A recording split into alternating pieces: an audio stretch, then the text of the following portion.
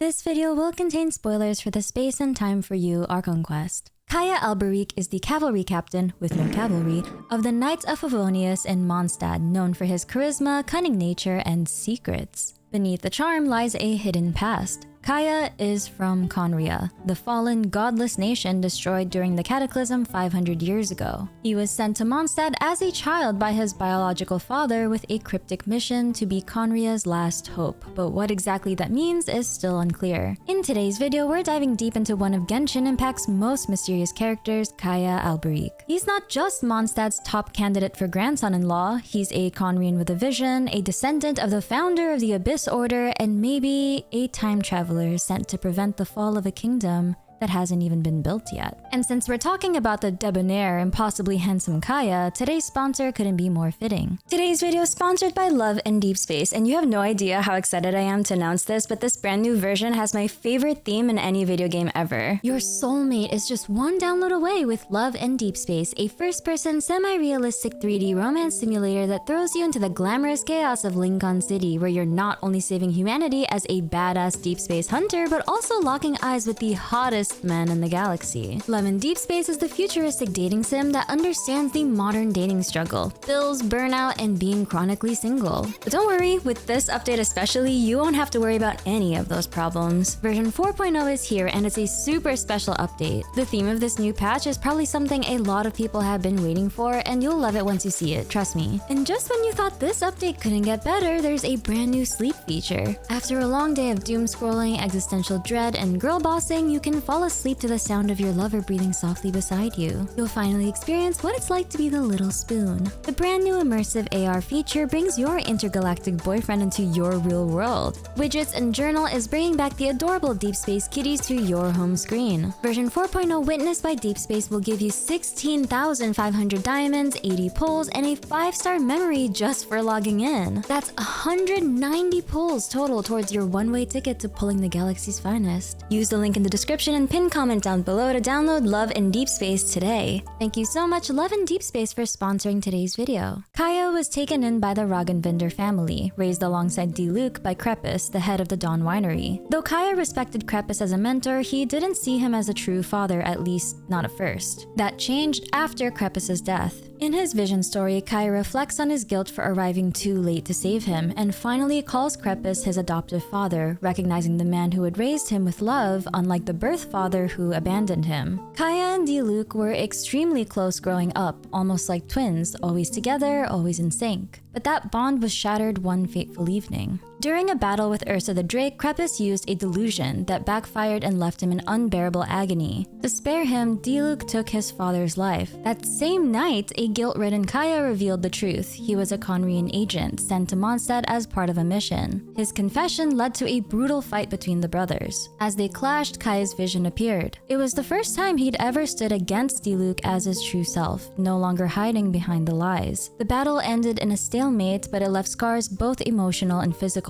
It's implied that the reason Kaya wears an eye patch is because Diluc wounded him during that fight. Since then, the relationship has been distant and strained, but recent quests hint that despite everything, there's still a lot of love and care between them, and maybe a path to real reconciliation. Kaya was incredibly close to the Roggenvinders, and all things considered, lived a pretty peaceful life in Mondstadt. Well, as peaceful as it gets in Genshin, where 99% of the cast have emotionally devastating backstories. He became a respected and trusted member of the Knights of Favonius and is well loved by Mondstadt society. Even though Kaya was originally sent to Mondstadt on a mission from Khaenri'ah, that mission has long since faded into the background. Or so we're led to believe. His bond with Mondstadt and his people is genuine, and he's dedicated to protecting them. Still, he carries the weight of his past. If Khaenri'ah and Mondstadt were to ever clash, who would he stand with? That tension defines Kaya's character, constantly walking the line between two worlds, but never fully belonging to either. If Kaya's trying to run from his past, honestly, it might be for a good reason. He's always known he was from Khaenri'ah. In the Caribou Archon Quest, he mentions overhearing Crepus talking about sending merchants to Sumeru. Since Conria is located beneath it, a curious young Kaya stowed away in their cargo to learn more, only to get caught and dragged back to Mondstadt by the ear. When asked how much he actually knows about Conria, Kaya admits he doesn't know much. Just bits from books, and over time, he started to care less, wondering if maybe his father just wanted him to live a normal life in Mondstadt. He says the only thing still tying him to Conria is his last name,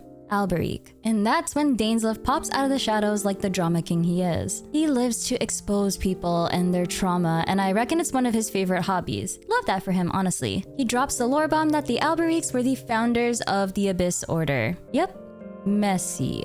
One of the main enemy factions in the entire game, and Kaya's family is casually the reason it exists. The Alberic clan was a powerful family from Conria, known for producing top military leaders during the Eclipse dynasty. During the Cataclysm 500 years ago, Antorphus Alberic served as Knight Marshal and Regent for King Irmin, sacrificing himself to defend what was left of their people. After Conria's fall, another clan member, Clothar Alberic, fathered a child named Caribert with a woman from Mondstadt. When Caribert became a Hilichurl due to the Curse of Wilderness, Clothar sought a cure in Sumeru, eventually turning to abyssal power and founding the Abyss Order. The bloodline seemed to have endured, and Kaya Alberic might be the only known living descendant. So where exactly did Kaya come from? Was he part of a group of immortal Conrians who survived the Cataclysm and hid away in isolation? In the Space and Time for You Archon quest, Dainsleif suspects that Diridith is a Conrian who likely resettled somewhere remote after the fall of their nation. He was wrong about this,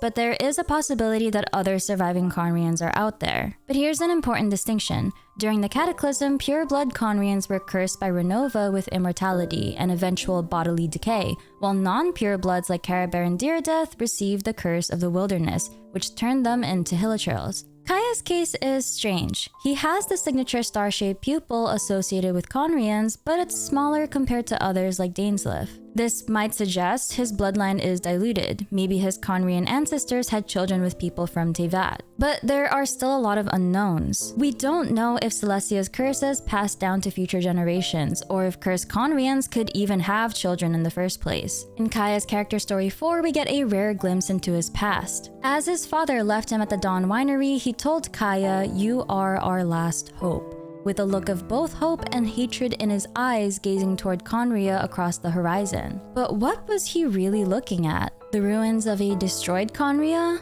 Or a future Conria? This brings us to our theory. Kaya is from the future. In the Space and Time for You Archon quest, the Abyss sibling successfully creates the ley lines for new Conria using memories from old Conria. Now, all that's missing is a physical location to anchor those ley lines to make new Conria a reality. What if he's not from old Conria, but from new Conria? Kaya's pupils are different because he comes from a different Conria. If so, what if his father sent him back in time for a reason? New Conria was built from memories of a world that was destroyed. So what happens if those same memories are flawed, unstable, or destined to repeat the same fate? If Kaya's from the future, what was he meant to change? So if Kaya really came from future Conria to the past in Mondstadt, shouldn't he know what's coming? Maybe, or maybe not. To travel through time, he would have needed the power of Istaroth, the ruler of time, and using a ruler's power always comes with a price. When Mawika used the ruler of death's power, the cost was her own death. Istaroth is also known as the goddess of moments,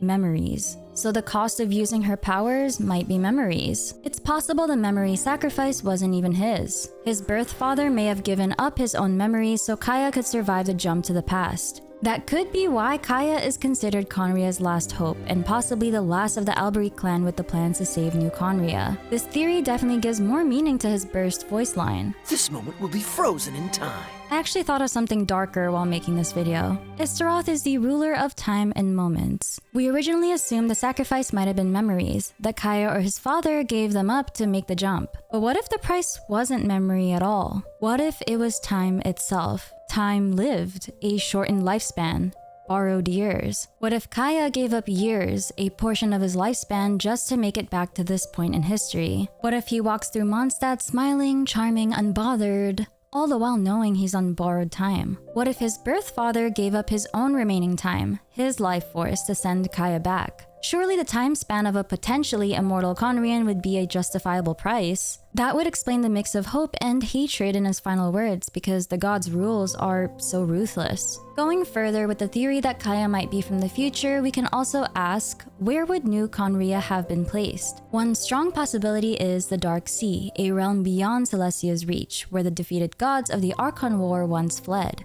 If you wanted to rebuild Conria in secret, far from divine eyes, the Dark Sea would be perfect real estate. And this brings us back to Kaya. He once said his eye patch came from his pirate grandfather. One major pirate was revealed during the Nodcry teasers, Reed Miller, a legendary thief, founder of the treasure hoarders who dreamed of a world without boundaries and buried a great treasure in the land that would become Nodcry. Kaya never names his ancestors, but Alice herself teases him about his treasure hunting bloodline during the Golden Apple Archipelago event. And in Mondstadt, NPC Vile notes that Kaya keeps tabs on the treasure hoarders, suggesting he might still be quietly connected or even in control. If Kaya is from Conria, or even New Conria, and the descendant of the very clan that founded the Abyss Order, then why does he have a vision? A divine gift from the very gods his people are supposed to hate. Well, he might have earned it. According to his vision story, Kaya received his cryovision the night he confessed the truth to Diluc and fought him. In that moment, Kaya was torn between loyalty to his birth nation and the life he built in Mondstadt. He was choosing who he wanted to be. The vision system may have responded to that clarity of will and ambition, rewarding his choice, not his bloodline. But it's also possible that Kaya was given a vision precisely because of who he is. Celestia might be keeping tabs on him, either as a threat or someone worth influencing. His vision could be less of a gift and more of a surveillance tool, a baby monitor, if you will. So who is Kaya really? A Conrian spy, Mondstadt's protector, heir to the Abyss, and maybe even a man from the future. Whether he's Reed Miller's descendant or the key to saving Conria, one thing's certain: Kaya deserves to be a 5-star. If you enjoyed this video, please leave a like and subscribe, and I'll see you on the next video. Thank you so much, Love and Deep Space, for sponsoring today's video. I'm your leafy lore keeper Minzlif, and I read the Genshin Impact lore so that you don't have to.